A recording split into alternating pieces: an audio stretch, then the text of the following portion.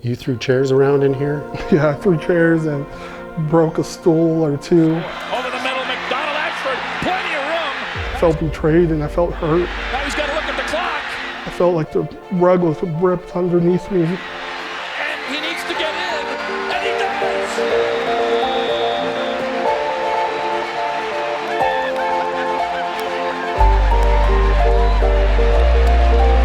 Can sports and faith endure together? We took former BYU running back Brian McDonald on a walkthrough to his most heartbreaking moment that would eventually become his most spiritual awakening. Let it shine, let it shine, let it shine. There's no greater stadium than this. There's no greater fan base and diehard fan base, I believe, than BYU fans. Inside handoff, Donald Ashford again, weaving his way, still on his feet. Touchdown! How did he stay up? Anybody who straps on the helmet at a young age has that goal of playing in the NFL, being drafted, having your name called on draft day. That was my goal, and honestly, I really felt that was like my purpose and identity. McDonald Ashford last season led BYU with 8 rushing touchdowns, notching his first of the season today. I really started playing football because I wanted to be like my brother, who's about 4 years older than me, George McDonald, and he was just a great example to me. So I started playing because of him, and I was blessed enough to have some God-given ability, and remember going to the high school and Bourne Park High School and being able to play there and to play varsity at a young age. We told Brian that we would be retracing the steps of his last on-field game as a BYU Cougar. At Sports and Faith, we didn't realize just how emotional this journey would be. For me, I was able to realize that my gifts and blessings and ability in regards to football was a vehicle that Heavenly Father used to help me to understand and to help me to receive the gospel. The Mormons they welcome non-LDS people with open arms. And then me being here, I'm just trying to, try to experience different things. So what brought you to BYU? I came up and visited, did my recruiting trip. Who recruited you? Coach Schmidt. So I had Coach Schmidt, who was the defensive coordinator at the time, and he said, hey, we know that you're committed to the University of Texas, but we really want you at BYU, and love to have you come up for a trip. You're going to become a Mormon, they're going to try to convert you, and all this other stuff, which is totally untrue. I'm a Southern California kid through and through. Walking outside of Salt Lake Airport, those glass doors open, and that cold rush of air just blew me away, and I was like, yeah, this is not the place for me. My first impression was he's not as mean as he looks. He brought me to his office and he was just, very open and, welcomed me. We didn't talk about football once. Like, he wanted to know about me as an individual. He wanted to know about my family. And so at the end, he says, we know you're committed to the University of Texas. We want to offer you a scholarship to Brigham Young University. And without thinking, I said yes.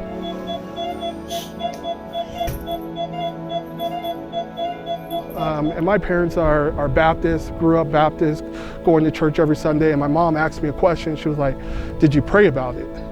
And I said, I'm a young kid. I'm like, pray about it. Like, this is like a no-brainer. Like, they're offering me a scholarship. What's there to pray about it? And my mom, being a woman of faith, said, just pray about it. And so I went upstairs and I prayed, and I'm sure I prayed some half-hearted prayer, but I prayed about it nonetheless, and still felt committed.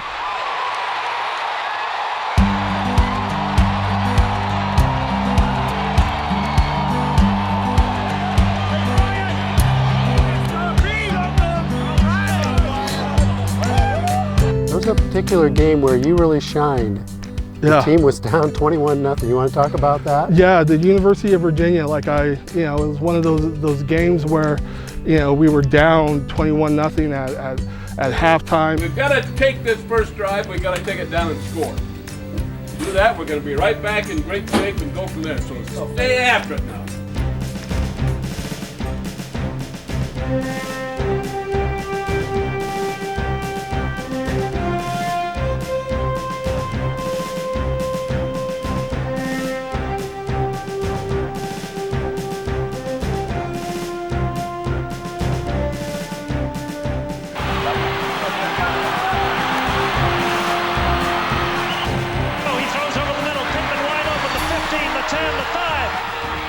I just took it upon myself to try to bring us back into the game. Well,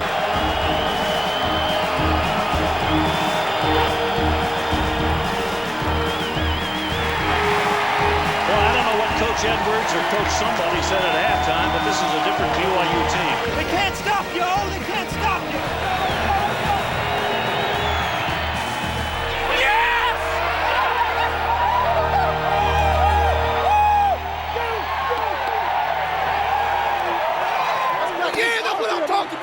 That's what I'm talking about. Talk to me. Hey, what's up? Hey, it was great. Lovely. That's what you play for. That's what you play for. That's what you play for. Baby, come to the East Coast, bring that West Coast game.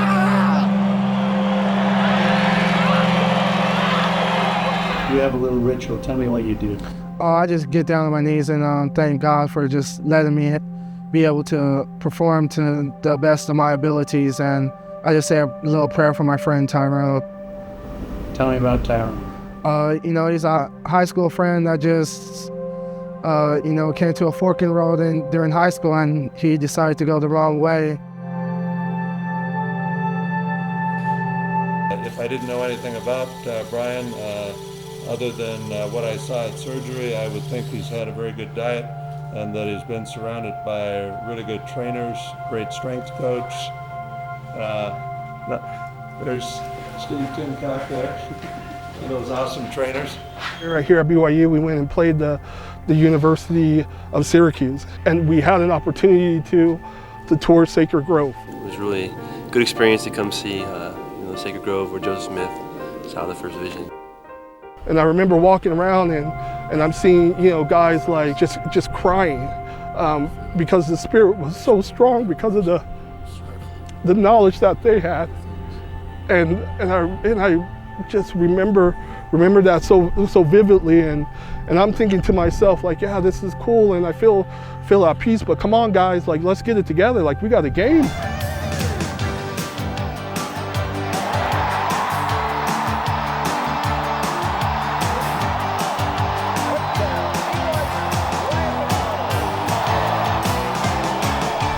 So that year, they came out of the gate just like, I mean, it was 70-something to Tulane, yeah. Tulane. Here come the BYU Cougars, kicking off a new era in football here in Provo. Well, talk to me about those first few games.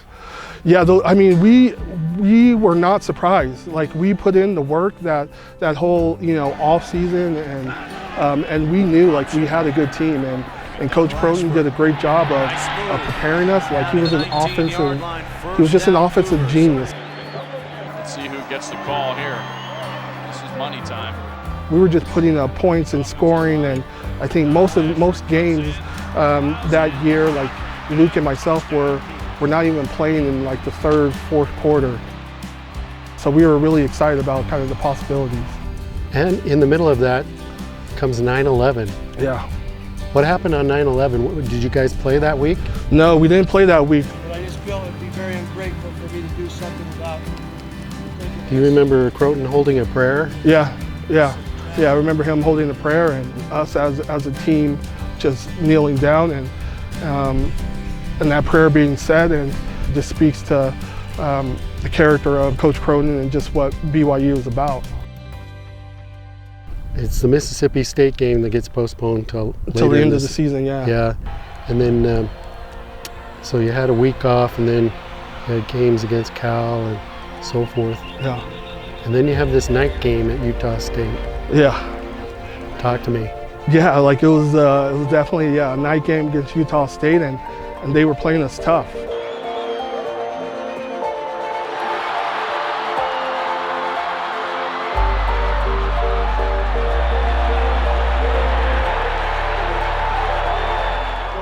scoreboard, all right, until this game's over. You understand? All right, come on. Captains be up. We get the ball first. Captains be the front. We get the ball first. I want to go out early.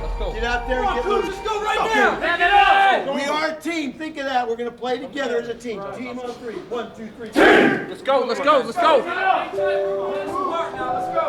The game was close. Like I was still in. Luke was still in.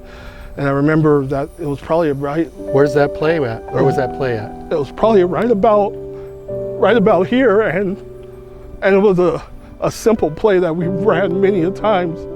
I take the ball, hit the hole. There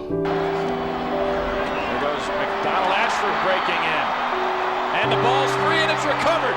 Big hustle by BYU's big man down low, Aaron McCovens. And I remember getting tackled up top, and then Reichert blocking his guy into my knee, and I remember like players would say like, yeah, when you tear your ACL, you hear a pop, and I'm like, how do you hear a pop? Because I've never been injured before, and so when I went down like right around here, I heard that infamous pop, and I knew right then that it was my ACL. It looks like Brian McDonald is down and hurt on the play. George and the other trainers come running out, and he's like trying to hold me down.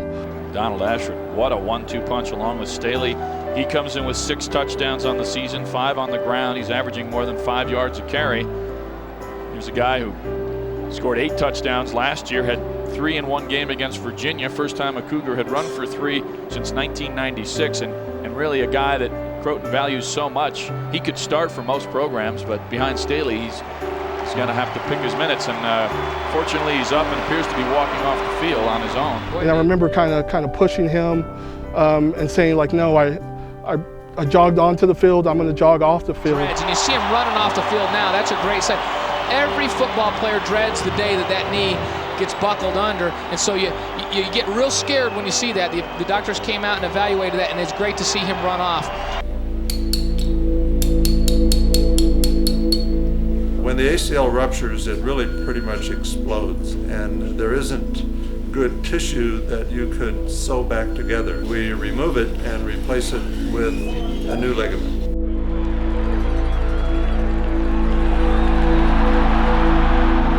Yeah, getting off the field, and then they took me up into the locker room, and George kind of did his test and broke the news to me. What is that like? How devastating is that?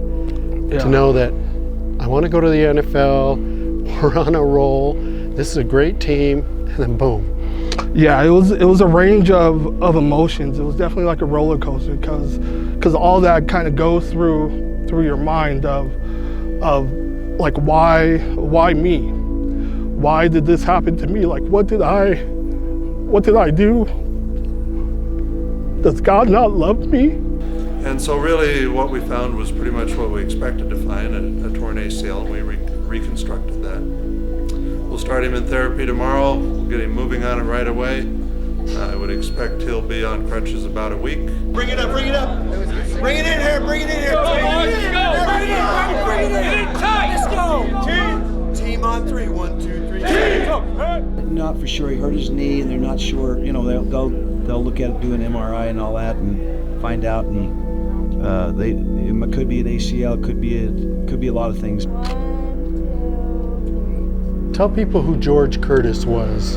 So George Curtis, I mean, he was the head trainer here at BYU, and really was a giant of a man. He would do anything for the student athletes and really anybody in general.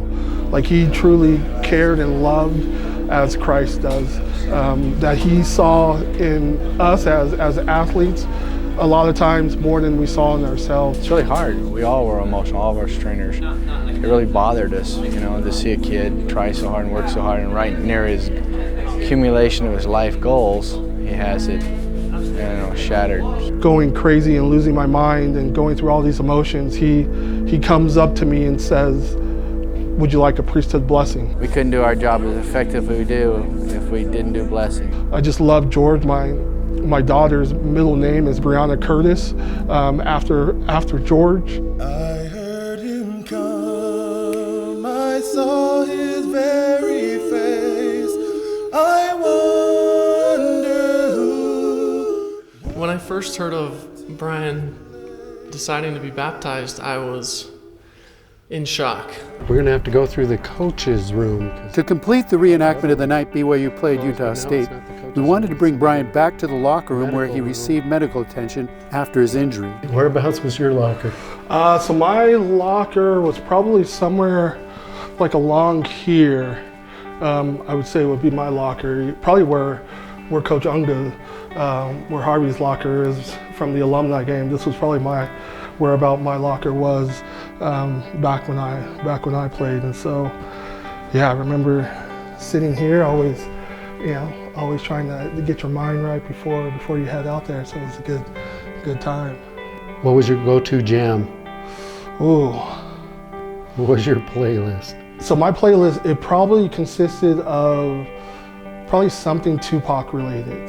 Where was President Hinckley? So President Hinckley, he was, like when he spoke to us, he was probably around this area right here. This guy is not only a prophet, but he's a very, very special man. You all know it. Just a good honor folks. Let's see.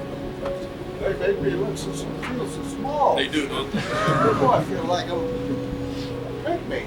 Well, this is your last chance to get a victory for LaBelle on his home field. Don't muff it. Right behind, boosting you, pushing you, doing everything we can to make you win this game, and then just one more victory next week, and we're right off into the sunset. I'll do that. Thank you. Okay. I'm sure it meant more to the other players than it did me, but I still appreciated him coming in, him being a high figure in the church. Like I said, this was really, on the field and specifically in this locker room was where my life changed. And I realized that throughout his experience here at BYU, there's been a lot of occasions with a lot of the people that he socializes with that he's felt the Spirit. Like that knowledge started here from George laying his hands on my head, and like I said, I'm forever grateful that in my midst of destruction in this locker room that he would have the courage to ask me, would you want a priesthood blessing? Head football trainer George Curtis passed away years ago, but instead we invited former head trainers Steve Pincock and Kevin Morris as surprise guests of Sports and Faith. What? They were there that eventful night. Well, we asked Steve. Shut up.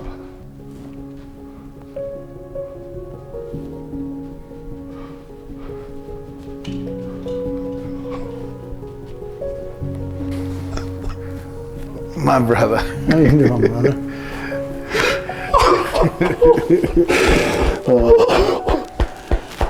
Good brother. Great day. Oh. We feel your love. Bro. Yeah. We feel your love. Brings back a lot of memories, doesn't it? Oh my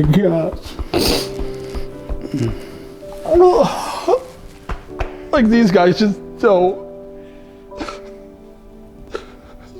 realize like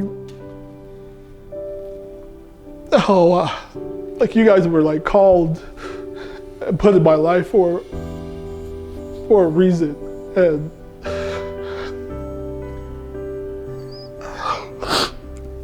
I wouldn't be the individual that I am now without you guys and without George and without everybody that poured into this Southern California kid who thought he was, the best thing since sliced bread. And you were. You were, yeah.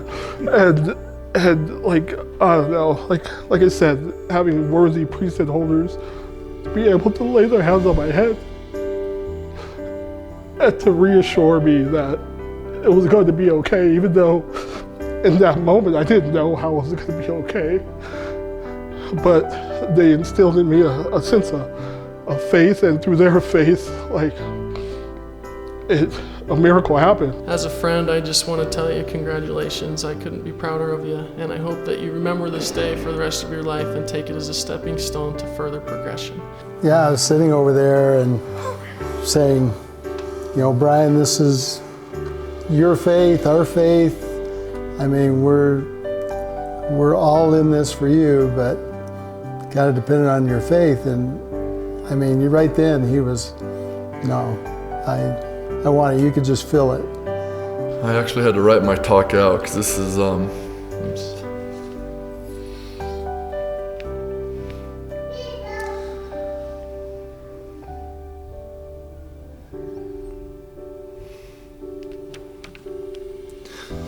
young man down here means a lot to me and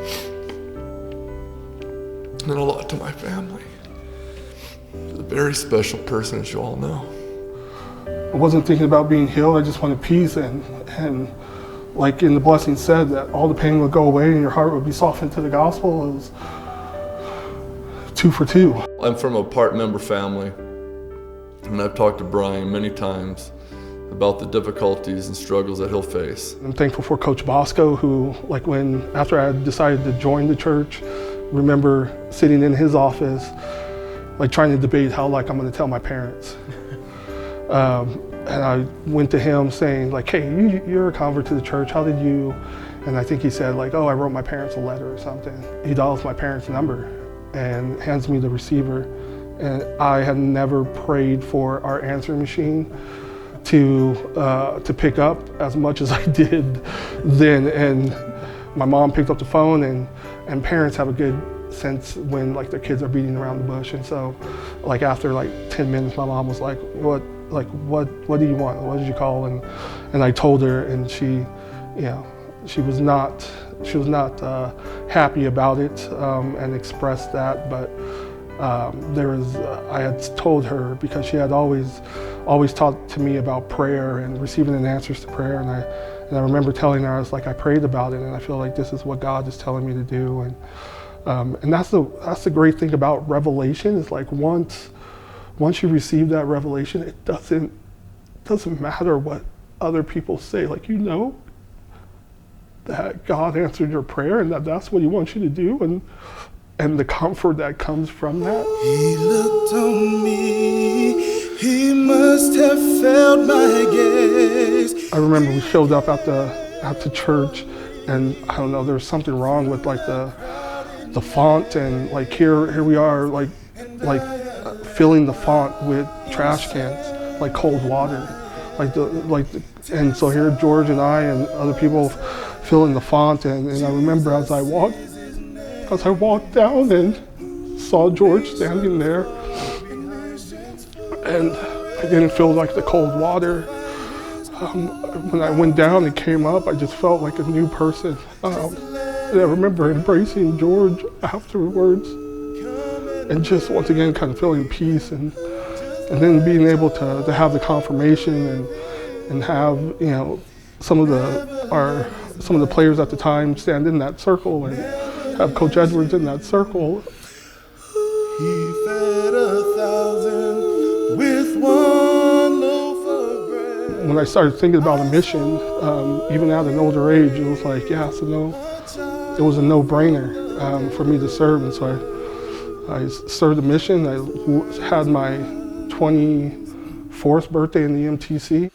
I saw his pain as they nailed him to a cross. I wish that they could understand the cost. I knew that Heavenly Father used my athletic ability as a vehicle to be able to get to the point to accept His gospel. We're here because of a deep inner desire to help other people. Our mentor told us to look after not just the injury, but the whole being, the spirit and the well-being, and that's what I cherish as an athletic trainer. Is, you remember some wins and you remember some losses, some bowl games and places you went, but it's the relationships.